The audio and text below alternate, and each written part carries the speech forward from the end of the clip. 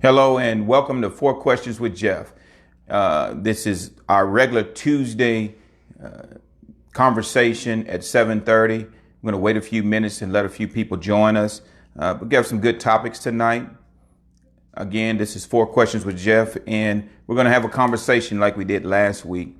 Talk about some things that are going on in the community, things that's going to help you be a little bit safer. But this is Four Questions with Jeff, and I want to thank you for joining me tonight.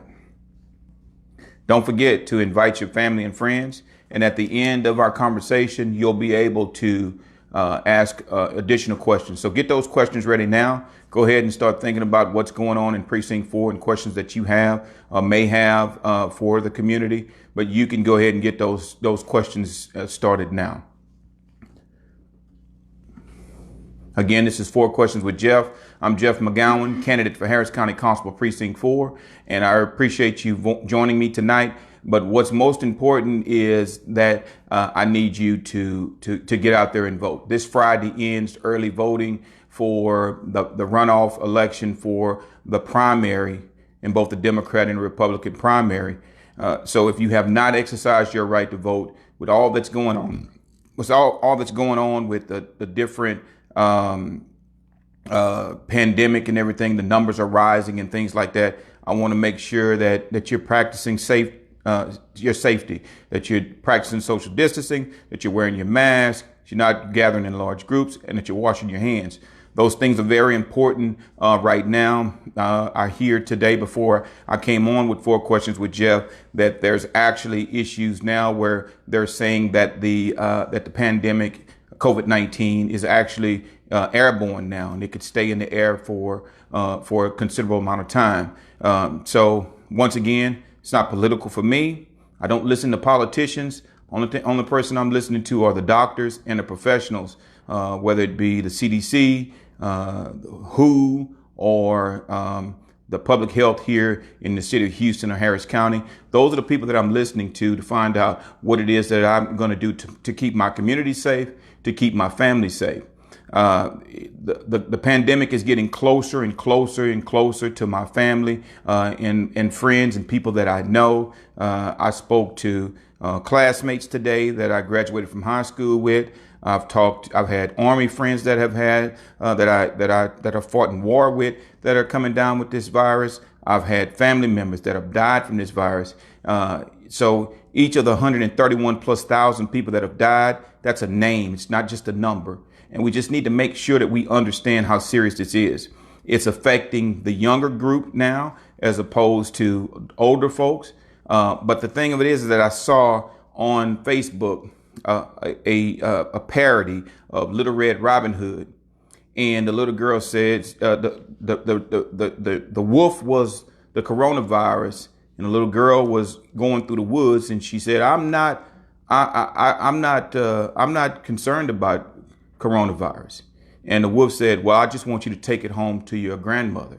So that's the thing, that if these young children are getting sick, then they can actually take the virus home to those people that are more vulnerable, the more vulnerable population. So we just need to be more aware of that. I am happy that over the last few days or so that I've noticed that more people are actually wearing their mask. The governor says it's a good idea. The county judge, the mayor, everyone is doing this. And it's not that they're trying to punish the individuals, but someone has to be accountable when you're not actually, following, common sense guidelines. So whether you believe it or not, don't wear a mask for yourself, wear it for somebody else, wear it for your loved ones. That's what I tell you to do. So the numbers are rising. We keep breaking records in the state of Texas. We had over 10,000 confirmed cases. Regardless of the circumstance, a lot of people are asymptomatic. So we just need to do those things that we need to do in order to make sure that we're safe. I'd be remiss if I didn't mention Deputy Hendricks, who was shot in the line of duty around midnight last night, going on a domestic violence call or someone who had mental illness. And this is a real issue for law enforcement. And I pray that Deputy Hendricks recovers very, very quickly, and that he returns to work and do what he loved doing. One of his teachers at the school is a friend of mine who I helped with putting together her career day for law enforcement in the Aldine School District. And one of the things that struck me is that, he had just visited her, that same week prior to, him going to work. So I just think that it's very important that we understand that these police officers are sons and daughters, and they are parents, and they're those types of things. So we just need to remember that those that police officers are out there serving and protecting, and that mental illness is a real problem. The gentleman, they said that he may have been suffering from PTSD or might have had some type of mental illness, according to news reports. But if that's the case, then we need to get people help. We are all locked up in the homes during this pandemic. We are stressed.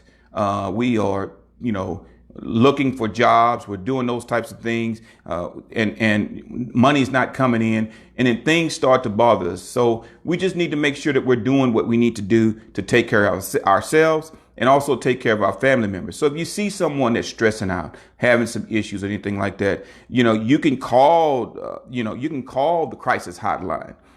There's one locally here. You can call the 1-800 number or whatever the case may be to get your loved ones the help that they need. If you're feeling stressed or you're feeling that you're having some issues or problems, then once again, you can call yourself and ask for assistance. No one's going to come and knock on your door and take you away or anything like that. But if you're talking about harming yourself or harming others, it's a good time for you to make that phone call. So you can call the crisis hotline. Same thing with mental illness. And if you're feeling, that you're in an abusive relationship, you can also call the domestic violence hotline. And with the domestic violence hotline, they can give you the help that you need as well. If maybe you are in an abusive relationship, maybe they can help you by getting you out of the home or whatever the case may be. The safety tip of the week is about look before you lock. It's hot, y'all. This past weekend, the 4th of July, I told my wife that this was the hottest day of the year. It wasn't, but it sure felt like it when I was out there making hamburgers and hot dogs. Actually, she made the hamburgers and hot dogs, and I just watched her on the grill. But the fact of the matter is that, when you have to change your routine and you're taking children from home to the daycare or from home to grandma's house or whatever, and you're not used to doing that because you're out of your normal routine, you may forget that precious package is in the back seat. So you need to do things to make sure that you remember to look before you lock, and check the back seat before you get out and make sure that there's no precious cargo left in the back seat of the car. Those are the most important thing that we can do right now, is to make sure that the most precious package, those little children, are safe. And, put something that you have to have. Maybe it's a briefcase, or maybe it's a purse, young ladies. Maybe it's a shoe, whatever the case may be, your cell phone, iPad, whatever the case may be. Put those things in the back seat, so you have to go to the back seat of the car to look in there, because this is just the beginning of the hot months. We're going to go through September with close to 100-degree temperatures, and I don't want anybody to accidentally or forget to and leave their child in the back seat. The last thing I'm going to talk about is gun safety. This is not a you have to give your guns up or anything like that talk. But I will tell you, during these summer months, a lot of children are getting hold of their parents' weapons, whether it be a gun or whatever the case may be, and they're actually accidentally shooting themselves. So I want y'all to make sure that you are locking up your weapons. If you're away from home, look, there's nowhere that you can hide your weapon that your child can't get to. I'm just letting you know, under the mattress, on a top shelf, or whatever the case may be. Your children know where those weapons are. The other thing is that I will stress is that don't make the gun some type of something for them to be afraid of or fascinated with. You know, you need to let them see the weapon, but you don't want them to play with it or anything like that. Don't make it a toy. Just be responsible, be a responsible gun owner is all I'm asking. I own weapons, and my children have been raised with weapons that they know where they are. They know where I keep them, lock them up in a safe, and or put them away at night. My children know that. So it's not fascinating to them. It's not some type of taboo type thing. And they're like, oh, I got to go see dad's gun, because they've seen it. They've been around it. They know what it is. They see me in my uniform. So if you think that your child don't know where the gun is, then the only person that you're fooling is yourself. So just remember those tips. So we talked about domestic violence, mental illness, gun safety, and look before you lock. So right now we're going to take questions. This is 4 questions with Jeff. So if you have any questions, please let me know, and we'll answer those questions now. Again, this is 4 questions with Jeff. A lot of people are asking me, how can I get involved with your campaign, Jeff? You can go to my website. It's www.voteforjeff.com, www.voteforjeff.com. You can fill out a form and let me know how you want to get involved. Like I said, after this primary is over, it's over on Friday. Really need you to get out there and vote. It's very important that we do that. The other thing is that I didn't mention that I need to. It's disturbing news to me is that the census, only half the citizens of Harris County have filled out their census, 50%. That's not going to get it, y'all. The census is very important because that equals government dollars.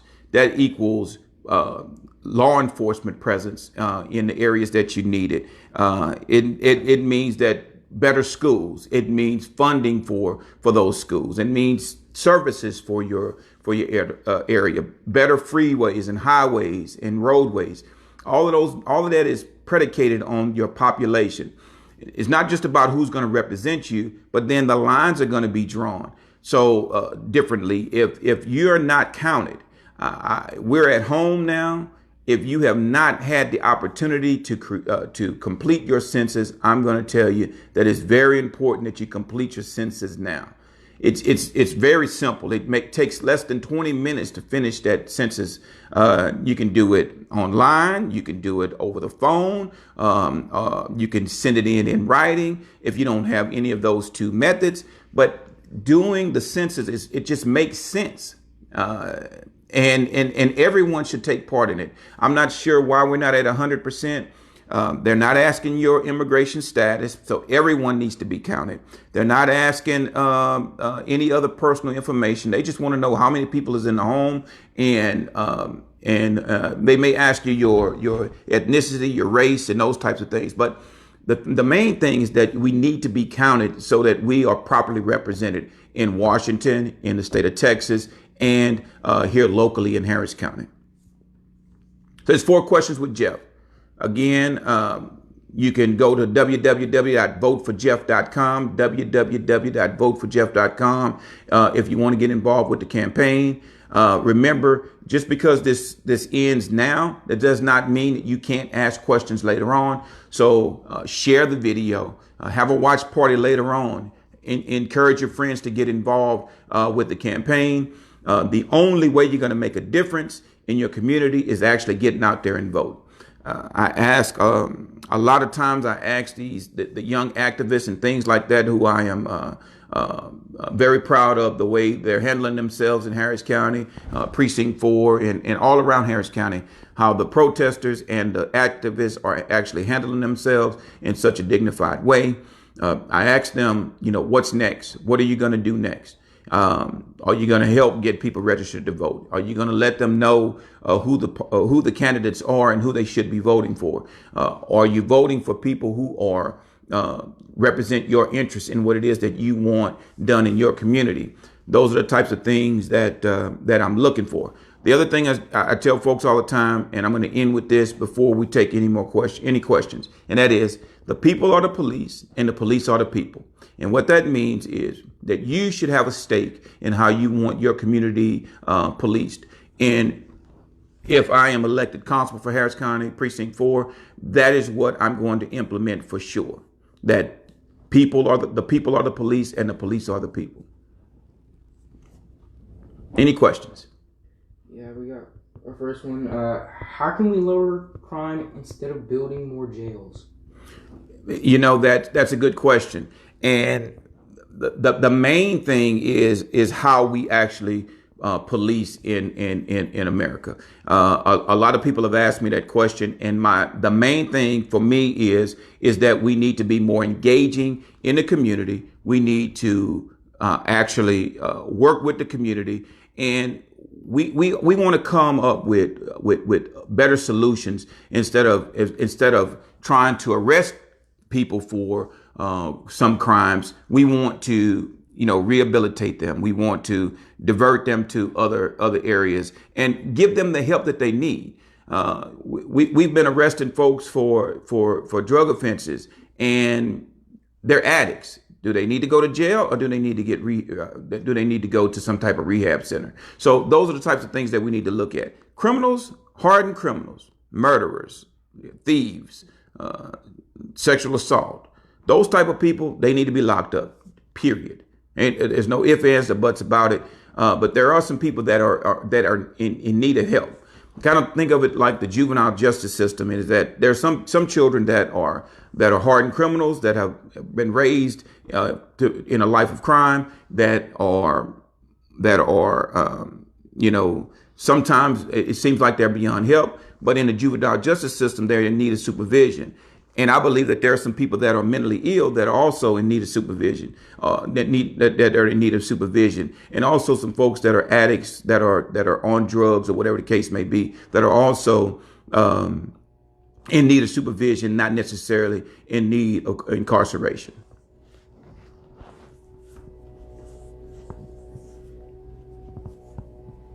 Any more questions?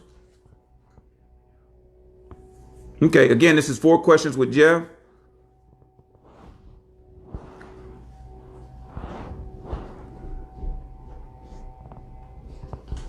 Okay. 4 Questions with Jeff. This is 4 Questions with Jeff. Again, the website is www.voteforjeff.com. www.voteforjeff.com. My whole entire platform is all about working with the community, having accountability, and giving the community the resources that they need in order to be safe. Me coming into your community, telling you how you need to be policed, and I haven't been in your community is not the answer. I need to actually get into your community and know who you are and what it is that you need. I got another question. It's let me scoot up over here. It's very important that government entities work very closely with precinct offices. What's your plan to accomplish that? The community working with precinct officers, is that what the question was?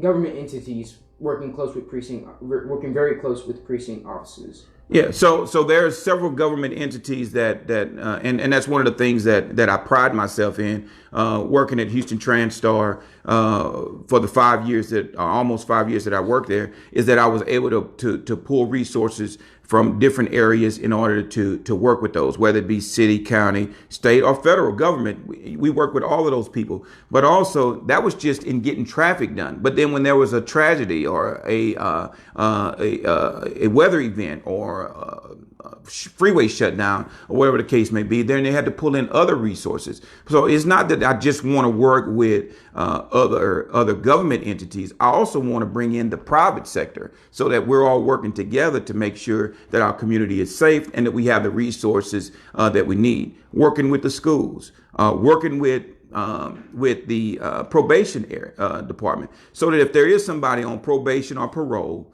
when they're released in Precinct 4, I want to have a relationship with the probation and parole people so that I know who's coming in my community and that they know that they're not the only ones that's going to be watching them, to make sure that they stay on the straight and narrow.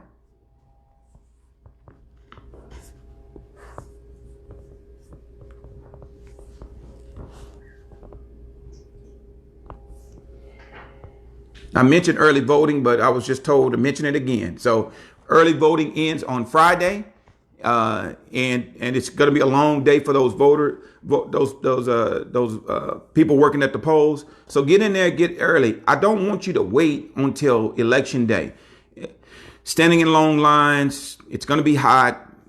It's easier to go in and get in and get out. It's giving you practice for the general election because the ballot is going to be long. Depending on where you're from or where you are, you have anywhere between 5 to 10 things to vote on for this particular election because it's a runoff, but there's some very important ones like the Senate. There's a couple of judge races, school board. Those types of things need to be some state rep and or federal elections that are runoffs in different areas. Just go in and vote now and don't wait until election day. I got another question. How are you going to push community policing at Precinct 4, like retraining officers?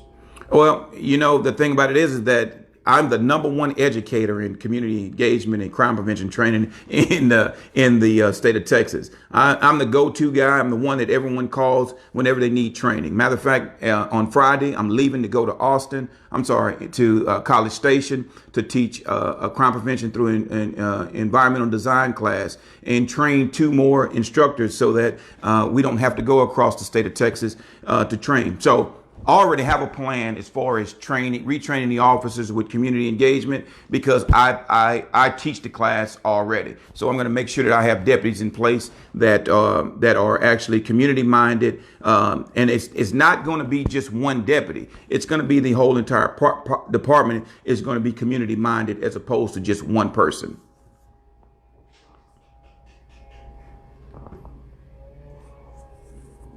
Any more questions? All right, so this has been 4 Questions with Jeff. I want to thank you once again for joining me. We'll be back next Tuesday at 7:30 for more Questions with Jeff. 4 Questions with Jeff. Thank you very much.